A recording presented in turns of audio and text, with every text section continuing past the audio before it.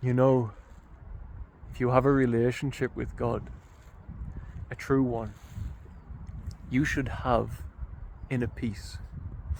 You should have complete inner peace. And if you don't have inner peace, how can you possibly bring love to the world and to others?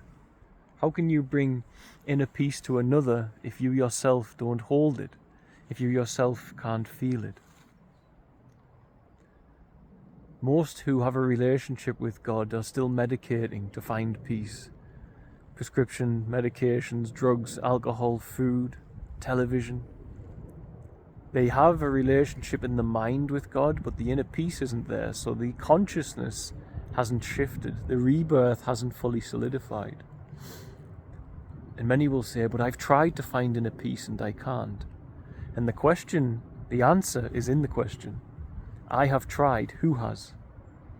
And when you say I have tried, most what you mean is that your personal history and the image of a self that you have built on the end of that personal history, it has tried, which means you are engaging a self-image inside of you and your personal history that has built that self-image.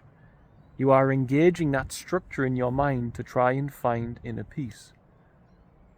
But the inner peace only comes when that structure is not firing, when that structure is not active.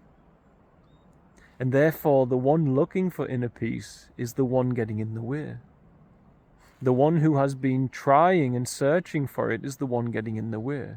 If I just do this one religious ritual, this one spiritual practice, if I just read this one more book, then I will have this ultimate contentment and inner peace.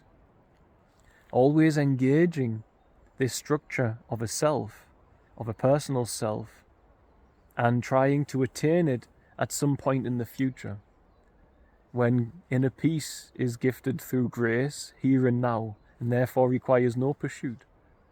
All it requires is that you yield the self, which is the birthplace of all of our separation and anxieties and arrogance, and the self, the personal history in the self, is only memory and thoughts.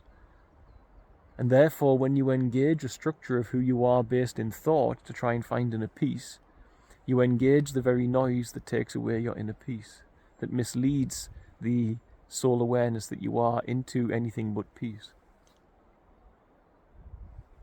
The one looking for inner peace is the one getting in the way. And if you sense it, if you feel it, this is true, and you say, now what do I do? What is that voice? Is that voice the structure yet again trying to take control of something? And if it is, recognize that the voice must go to sleep for a while. And then once you find it and you find that space, we all find at some point peace in our heart.